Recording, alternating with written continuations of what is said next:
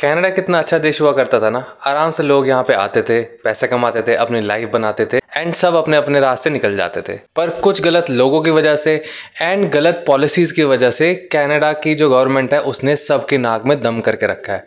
जो भी perspective new immigrant यहाँ पे आना चाहता है, चाहे वो स्टूडेंट हो, चाहे वो PR हो या कोई भी रास्ते से यहाँ आना चाहता हो, सबकी नाक में दम हो गया है।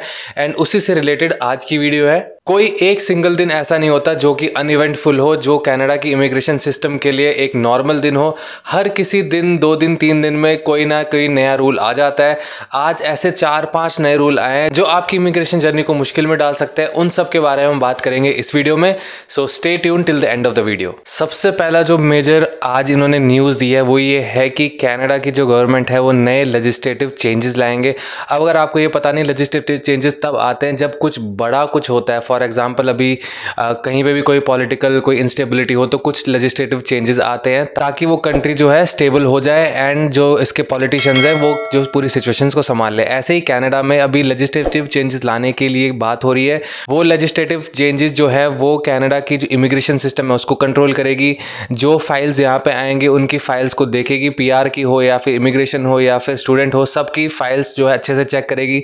चाहे वीज़ा देना है, चाहे कैंसिल करना है या कोई भी बैकलॉग हटाने हैं, बैकलॉग में से रिजेक्शन करने हैं, ये सारी जो चेंजेस है, ये लेजिस्लेटिव चेंजेस जो है उसकी जो है केयर करेगा। So we'll be introducing legislative amendments that will allow us to change, suspend or cancel immigration documents, including visas, as well as to suspend or cancel applications in our inventory when it's deemed to be in the public interest, for example, in cases of mass fraud. इससे क्या होगा? इससे ये होगा कि जो power है वो IRCC के हाथ में आ जाएगी। जैसे हमें ये पता चल रहा था कि पीछे 10,000 फ्रॉडुलेंट जो है एप्लीकेशंस आई थी सिस्टम में, उससे 10,000 फ्रॉडुलेंट स्टूडेंट्स इस देश में आए थे। उनमें से 7,500 के आसपास जो है इंडिया से आए थे। अब ये जो सारी जो एक्शंस हैं, अब किस लेवल तक ये IRCC के जो एजेंट्स हैं उसको केयर कर पाएंगे वो आने वाला टाइम बताएगा। But this is a very major news जो आपके जो है प्रोसेस को हैम्पर कर सकती है। दूसरा जो मेजर चेंज है वो है फ्लैग पोलिंग अब वैलिड नहीं होगी कनाडा में, जो कि एक बहुत बड़ा रूल है।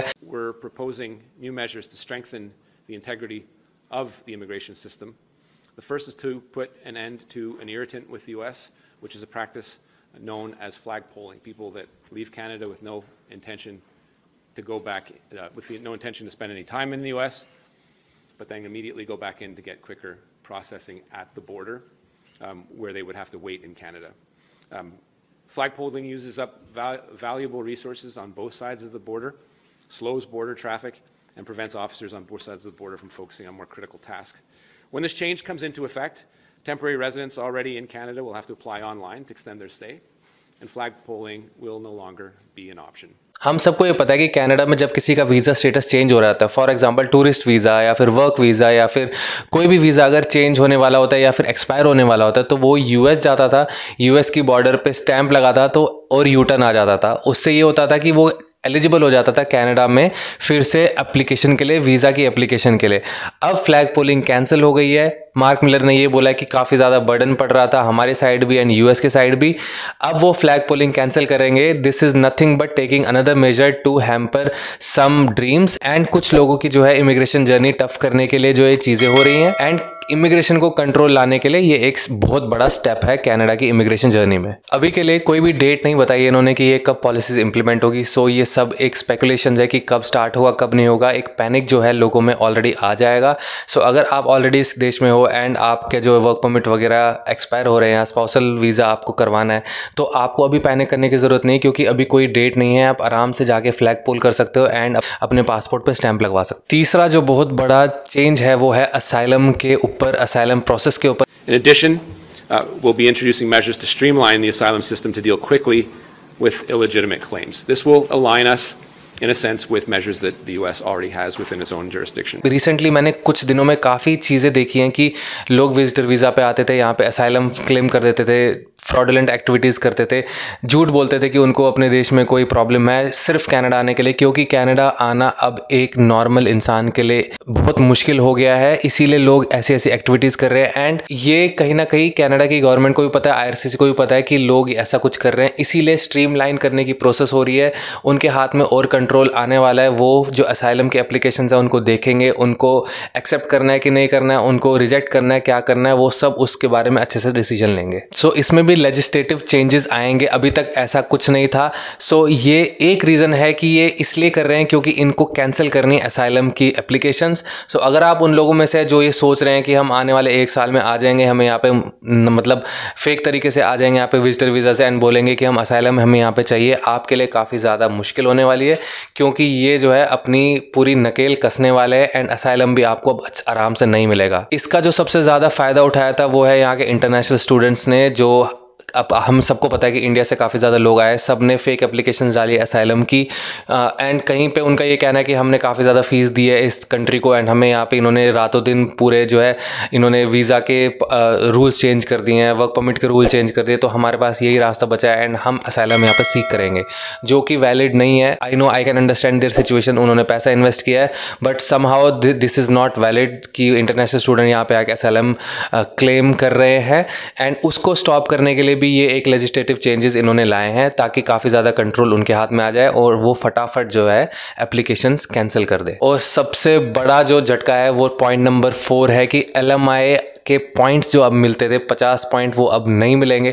ओपनली मार्क मिलर ने ये बोल दिया है कि LMI से काफ़ी ज़्यादा फ्रॉड हो रहा था एंड क्योंकि उस पर 50 पॉइंट मिलते थे, सो लो रैंक वाले लोग भी यहाँ पे आ जाते थे सिर्फ ये बोल के कि जॉब है उनके पास एंड 50 पॉइंट उनको मिल जाएंगे, PR उनको मिल जाएगा, वर्क परमिट उनको मिल जाएगा। अब ऐसा नहीं होगा क्योंकि अब उन्होंने स्ट्रेट अवे बोल दिया कि वो 50 पॉइंट अब वैलिड नहीं है, आप अगर LMI के थ्रू आएंगे आपको 50 पॉइंट नहीं मिलेंगे। इसमें काफ़ी इलीगल एक्टिविटीज़ होती थी, काफ़ी ज़्यादा जो है यहाँ पे एम्प्लॉयर्स मिनिमम वेज से कम पैसा देते थे लोगों को, इंडिया से बुलाते थे कि LMI हम आपको देंगे, उनको चीप लेबर मिल जाता था, प्लस वो 20-50 लाख उन आदमी से ले लेते थे ये बोल के कि आपको कनाडा में है PR मिल जाएगा।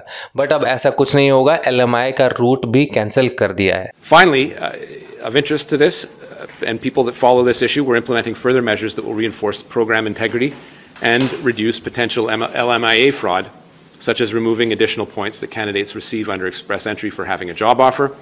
This measure is expected to remove the incentive for candidates to purchase an LMIA, resulting in increased fairness and integrity in the express entry system and taking some of the value of the fraud already being perpetrated in the LMIA system. अब इसमें जो है बुरी बात हुई है उन लोगों के लिए जो यहाँ पे वैलिड तरीके से हैं, वैलिड जो रूट्स हैं उनको काफ़ी ज़्यादा प्रॉब्लम हो जाएगी। फॉर एग्जांपल मैं जानता हूँ कुछ लोगों को जो स्टूडेंट वर्क परमिट पे हैं एंड वो वर्क परमिट के थ्रू LMI के थ्रू यहाँ पे PR बनना चाहते हैं या यहाँ पे एक्सटेंड करना चाहते हैं अपना स्टे, वो जो एक अच्छे रास्ते से आए उनको काफ़ी ज़्यादा मुश्किल हो जाएगी because of these illegal things which are happening in these countries. I think Canada is at a stage right now where they are doing and they are going for desperate measures, क्योंकि desperate situations call for desperate measures and वही जो है यहाँ की जो है government कर रही है। On top of that election तो आने वाले हैं, तो ये एक फेथ की भी बात हो गई है कि वोटिंग हमें कहाँ से मिल सकती है, क्योंकि यहाँ की पॉपुलेशन को अगर हम बोलेंगे कि हम इलीगल चीज़ें बंद कर रहे हैं, हम इंडियंस को यहाँ पे लाना बंद कर रहे हैं, हम सबको पता है कि इंडियंस के टुवर्ड्स काफ़ी ज़्यादा हेट यहाँ पे फैल गई है, तो शायद उनको वोट कहीं से मिल जाए। अब ये जो सारे 4 पॉइंट्स है, 4 इंपॉर्टेंट जो रूल्स के चेंजेस है कनाडा ला रहा है, इन सब की डेट की हमें कोई भी नोटिफिकेशन नहीं मिली है, ये कब इम्प्लीमेंट होने वाले हमें कभी अभी तक कुछ नहीं पता है। सो ये आपको ध्यान में रखना चाहिए। अगर आपकी फ़ाइल ऑलरेडी प्रोसेस में, शायद आपकी फ़ाइल पास हो जाए, बट अगर आप आने वाले कुछ महीनों में यहाँ पे आ रहे हो, आपने इंडिया में किसी फेक कंसल्टेंट को पैसे दे दिए हैं ये बोल के कि वो हमें जॉब दे देगा LMI से, आप अभी भी आपके पास टाइम है, आप वो डिसीजन रिवर्स कर लो। यहाँ पे ये सब अब नहीं चलने वाला है। They are very strict about what they are going to do, what they are very strict about their immigration system now, which they should have been like 5-10 years back, but क्योंकि अब पानी सर से ऊपर जा चुका है, उनको ये डेस्परेट मेजर्स लेने पड़ रहे हैं। सो ये थे आज के नए 4 रूल्स जो आपकी नाक में दम कर सकते हैं अगर आप इमिग्रेशन के थ्रू कनाडा आना चाहते हैं। सो ऐसी जो अपडेट्स है वो डे बाय डे आ रही है, आपको अपडेट रहना है तो आप मेरे चैनल को सब्सक्राइब करें। मैं हर किसी अपडेट पे न्यूज़ डालते रहता हूँ, प्लस अलग अलग टॉपिक्स पे भी मैं वीडियोस डालते रहता हूँ। Subscribe to this channel, like this video, share it with your friends जो यहाँ पे आना चाहते हैं। I will see you in the very next video. Till then take care of your health. Bye bye.